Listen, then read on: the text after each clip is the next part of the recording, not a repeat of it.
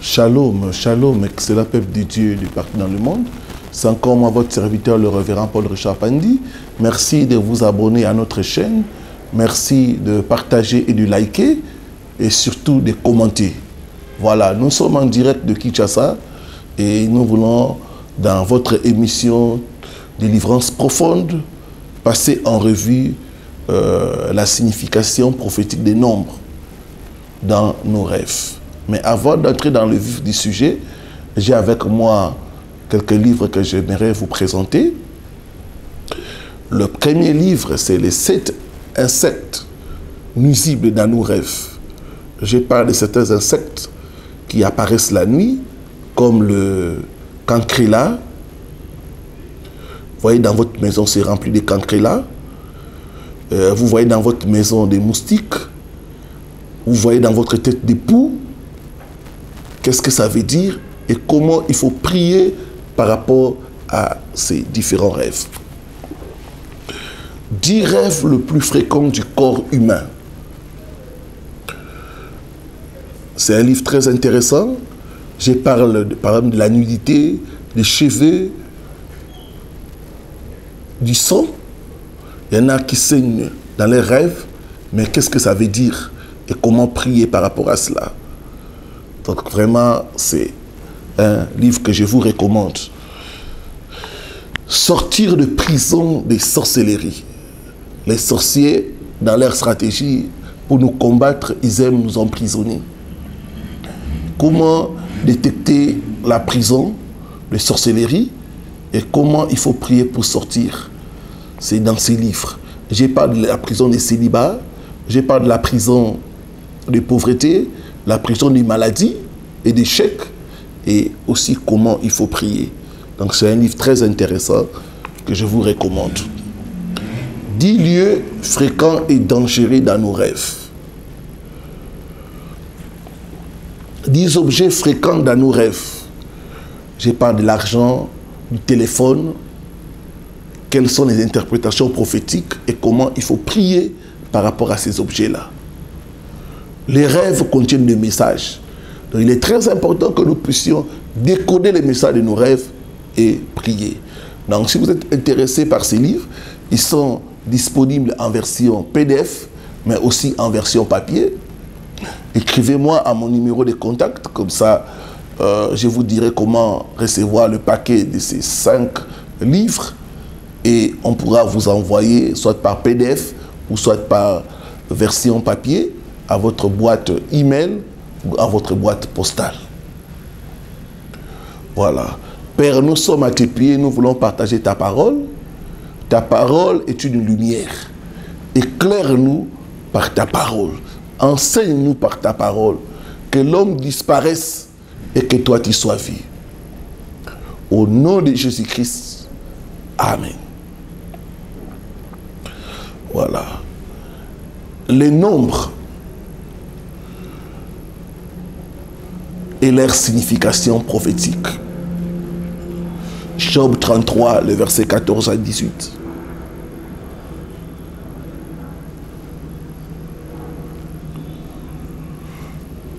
Il est écrit: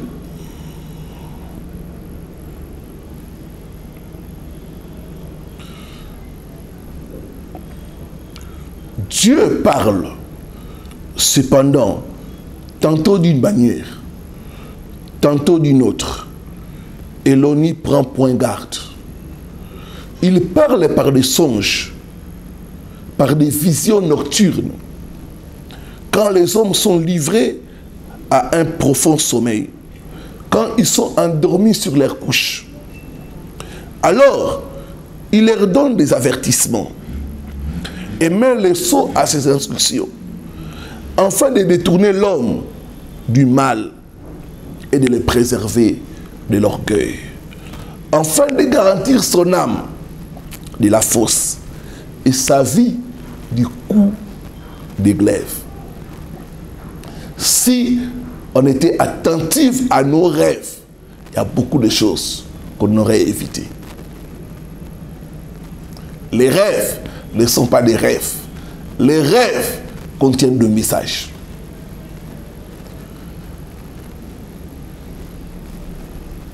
Il arrive que dans nos rêves, que nous puissions voir des nombres.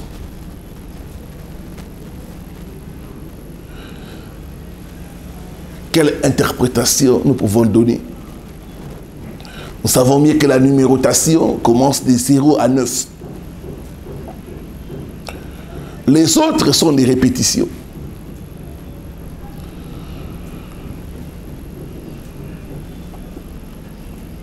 Premier rêve, c'est le rêve du nombre 0.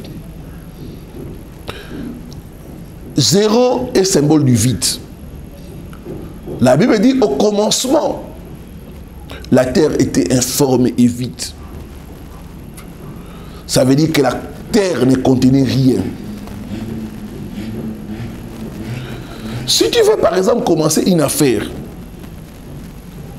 ou une entreprise, tu vois le nombre 0, cela veut dire que ça ne marchera pas.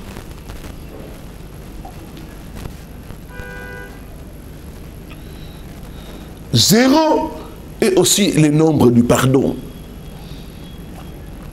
On fait table rase quand il y a 0. Si tu es attaché au passé et que tu fais le rêve des 0, ça veut dire que Dieu t'appelle à pardonner. Il faut faire le vide. Deuxièmement, le nombre 1. 1 est symbole du commencement, de la grandeur, de l'unité et du nouveau départ. Jean 10, le verset 30, le Seigneur dit, « Le Père et moi, nous sommes un. » Ça montre l'unité. Quand tu vois les chiffres 1, cela veut dire que Dieu est sur le point de t'élever, d'entrer dans l'excellence, dans la grandeur et même d'expérimenter un nouveau départ.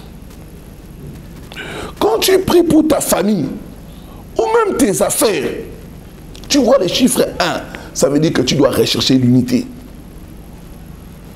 On gagne quand on est unis, quand on est soudés. Troisièmement, le nombre 2.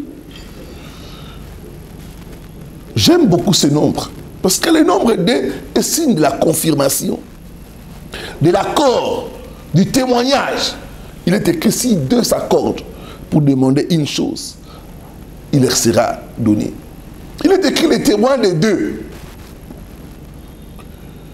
2, c'est le signe du témoignage, de la confirmation.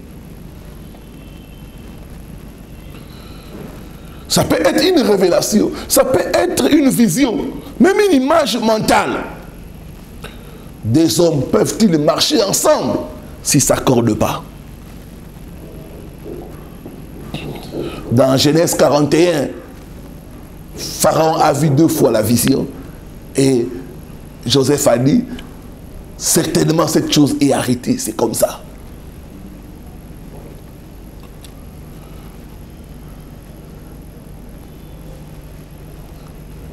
Quatrièmement, le nombre 3. 3, c'est le chiffre de la résurrection, de la divinité. En Dieu, il y a 3 dimensions. Il y a Dieu le Père, le Fils et le Saint-Esprit, ce que nous appelons la Trinité. Quand Dieu nous a créés, l'homme est un, mais en 3 parties. Il y a l'esprit, il y a l'âme et le corps. Jésus-Christ est ressuscité le 3e jour. Il a terminé son ministère avec 3 mots. Tout est accompli. C'est la perfection du témoignage. 3, c'est aussi le nombre du réveil. 5, le nombre 4, c'est l'équilibre. Quand tu vois dans tes rêves le nombre 4, ça veut dire que Dieu veut équilibrer ta vie. 4 aussi, c'est le symbole du monde, de l'autorité. Nous avons 4 points cardinaux. le nord, le sud, l'est et l'ouest. Et nous avons aussi 4 saisons, 4 évangiles, dont le chiffre 4, c'est ce qui est terrestre, ce qui est universel. C'est aussi un bon chiffre. 6, le nombre 5, c'est le nombre de la grâce.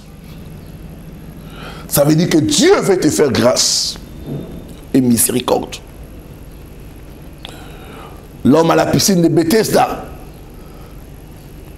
Bethesda veut dire miséricorde. Et quand tu lis, c'est l'évangile de Jean au chapitre 5. Et il y avait 5 portiques. Et quand nous lisons dans la parole de Dieu, nous trouvons qu'il y a 5 ministères. Quand tu vois cela dans les rêves, ça veut dire que c'est le temps de la grâce qui commence dans ta vie. Que Dieu t'accorde sa grâce et sa faveur au nom de Jésus. 7, c'est le nombre 6. 6 est symbole de l'homme, de l'imperfection. L'homme et les animaux ont été créés le 6e jour. 6, c'est aussi les chiffres de la servitude. Dans Apocalypse 13, le verset 18, on nous parle de la bête. Et il a un nombre d'hommes. 6, 6, 6. 666.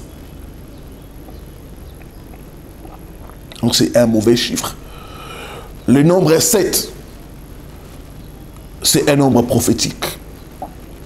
Symbole de la perfection. De ce qui est complet. Parce que quand tu prends 6, c'est incomplet. 7, c'est complet. En d'autres termes, la plénitude. Il y a cet esprit de Dieu, cet chandelier, cette trompette, 7 jours de la semaine. Et souvent, les chiffres 7 peuvent être aussi symbole du sabbat et du repos. Dieu veut te faire entrer dans le repos au nom de Jésus-Christ de Nazareth. Le nombre 8, symbole du recommencement, d'une nouvelle vie. La circoncision était pratiquée le 8e jour. Dans Genèse 8, Dieu recommence le monde avec 8 personnes. Quand tu vois les chiffres 8, ça veut dire que Dieu va te donner un nouveau commencement, une nouvelle vie. Le nombre 9. Le nombre 9 est le nombre de la naissance. Pas seulement physique, mais spirituel. La grossesse dure 9 mois. Il y en a qui sont en grossesse des idées, de projets, de visions. Quand vous voyez le nombre 9, cela veut dire que bientôt, votre projet va se concrétiser. 9 est aussi le signe de la plénitude du Saint-Esprit. Parce que nous avons 9 dons du Saint-Esprit. Nous avons 9 fruits du Saint-Esprit. Le nombre 10, c'est le leadership. L'ordre parfait. Nous avons 10 commandements. 10 vierges. 10 plaies d'Égypte.